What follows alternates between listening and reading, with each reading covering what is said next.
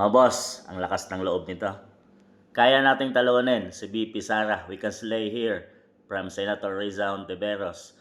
Naniwalang may tsansa ang oposisyon kung magkaisa lamang ang mga ito.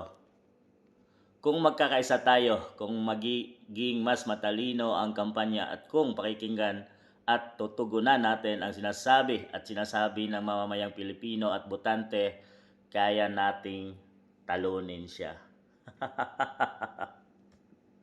Hindi mo pala kaya. So, matatalo lang si VP Sara or matatalo mo lang si VP Sara kung magsama-sama kayo.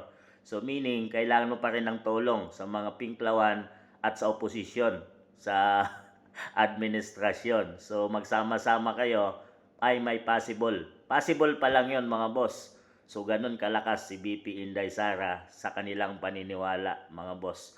Kaya naman, lahat ay ginagawa na nila at hindi nila matatalo si VP Inday nang siya lang ang gagawa. Mga boss, sinabi niya na mismo na kaya nilang talunin kung magsama-sama sila, magtutulungan, pati na ang mamamayang Pilipino kakampi sa kanila, mga boss. Papayag ba tayong mamamayang Pilipino na kahit magtulong-tulong at magsama-sama pa sila, ay iboboto pa rin natin si Riza Hontiveros, mga boss? Dito nga, inang problema na siya. Yung problema ng Pilipinas, ng mamayang Pilipino, ay masusolusyonan pa kaya niya?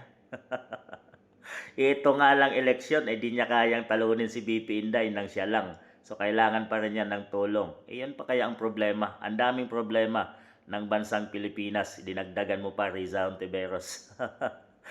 Naniniwala kami sa kakayahan ni VP Inday dahil gumagawa siya ng malinis at hindi niya kailangang mamumulitika. Kahit malayo pa ang politika, trabaho pa rin ang ginagampanan niya. Patuloy siyang umiikot sa buong Pilipinas, kahit mga liblib na lugar, kahit nakakatakot na may mga NPS, ay pinupuntahan ni VP Inday Sara ng tahimik, mga boss, dahil marami sa mga media ngayon ay bias at hindi siya ibinabalita.